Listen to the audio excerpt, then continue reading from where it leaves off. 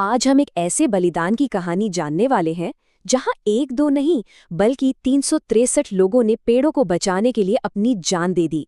ये कहानी है अमृता देवी बिश्नोई की, जिन्हें हम दुनिया की पहली पर्यावरण कार्यकर्ता भी कह सकते हैं। तो चलिए समझते हैं खेजड़ली के इस अमर बलिदान की पूरी दास्तां। चलिए समय में थोड़ा पीछे चलते हैं। बात है साल 1730 की और जगह है राजस्थान का खेजड़ली गांव। ये वो वक्त था जब ये छोटा सा गांव एक ऐसी घटना का गवाह बनने जा रहा था जिसकी गूंज आज तक दुनिया भर में सुनाई देती है। तो सवाल ये है कि आखिर उस दिन ऐसा क्या हुआ था। असल में इस पूरी कहानी की जड़ में था एक राजा का दिया हुआ आदेश। देखिए, उस समय जोधपुर के महाराजा अभय सिंह अपना एक नया महल बनवा रहे थे और जाहिर है महल बनाने के लिए उन्हें बहुत सारी लकड़ी की जरूरत आन पड़ी थी। और अपनी लकड़ी की इसी जरूरत को पूरा करने के लिए उनकी नजर पड़ी खेजड़ली गांव में मौजूद खेजड़ी के पेड़ों पर। बस उन्होंने अपने सैनिकों को हुक्म दे दिया कि जाओ और उन पेड़ों को काट लाओ। एक ऐसा शाही हुक्म जिसके नतीजे बहुत ही भयानक होने वाले थे। और इसी शाही आदेश के जवाब में सामने आया एक ऐसा साहस जिसकी मिसाल आज भी दी जाती है। ये साहस था अमृता देवी बिश्नोई का। तो जैसे ही राजा के सैनिक अपनी कुल्हाड़ियां लेकर गांव में पहुंचे, उनका रास्ता रोक कर खड़ी हो गई अमृता देवी और गांव के दूसरे लोग। उन्होंने सैनिकों को साफ साफ कह दिया कि वो इन पेड़ों को हाथ भी नहीं लगाने देंगे। अब यहाँ एक बात समझनी बहुत जरूरी है। ये सिर्फ एक विरोध प्रदर्शन नहीं था, ये उनकी आस्था और विश्वास का सवाल था। बिश्नोई समाज के लिए प्रकृति सिर्फ पूजनीय नहीं, बल्कि उनके जीवन का एक अटूट हिस्सा है। उनके धर्म में हरे पेड़ों को काटना एक बहुत बड़ा पाप माना जाता है। उनके लिए पेड़ सिर्फ लकड़ी का स्रोत नहीं थे, बल्कि जीते जागते भगवान का रूप थे। लेकिन सैनिकों पर उनकी बातों का कोई असर नहीं हुआ। वो पेड़ काटने के लिए आगे बढ़ने लगे। तब अमृता देवी ने वो किया जिसने इतिहास रच दिया। वो आगे बढ़ी और एक खेजड़ी के पेड़ से लिपट गईं। उसे बचाने के लिए खुद उसकी ढाल बन गईं। और फिर उसी पेड़ को गले लगाए हुए उन्होंने वो ऐतिहासिक शब्द कहे जो हमेशा के लिए अमर हो गए।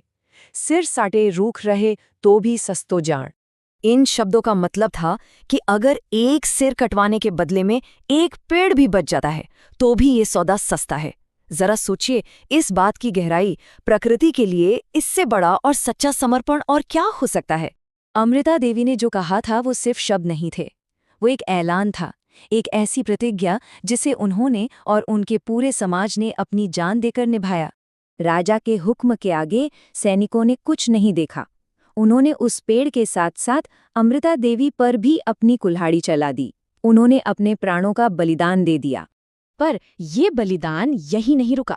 ये तो सिर्फ शुरुआत थी। अपनी माँ को देखकर उनकी 3 बेटियां भी आगे आईं और अपनी माँ के रास्ते पर चलते हुए पेड़ों से लिपट गईं और वो भी शहीद हो गईं। इसके बाद जो हुआ वो सचमुच दिल दहला देने वाला था। एक के बाद एक गांव के लोग, चाहे वो पुरुष हों, महिलाएं हों या बच्चे, पेड़ों से लिपटते गए और सैनिक उन पर वार करते रहे। ये सिलसिला तब तक चलता रहा जब तक कि पूरे 363 बिश्नोई लोगों ने उस जंगल को बचाने के लिए अपने प्राणों की आहुति नहीं दे दी। इसे इतिहास में प्रकृति की रक्षा के लिए दिया गया सबसे बड़ा और पूरी तरह से अहिंसक बलिदान माना जाता है। 363 लोगों की जान चली गई, लेकिन उनका ये बलिदान बेकार नहीं गया। वो अपने पीछे एक ऐसी विरासत छोड़ गए जो आज भी हम सबको रास्ता दिखाती है। तो चलिए समझते हैं कि खेजड़ली की इस विरासत का आज के दौर में क्या मतलब है। आज के समय में जब हम सब क्लाइमेट चेंज और ग्लोबल वार्मिंग जैसी बड़ी बड़ी चुनौतियों से जूझ रहे हैं, तो ये सवाल और भी ज़रूरी हो जाता है कि आखिर हम खेजड़ी से क्या सीख सकते हैं। सबसे पहली सीख तो है पर्यावरण के प्रति हमारी अपनी जिम्मेदारी।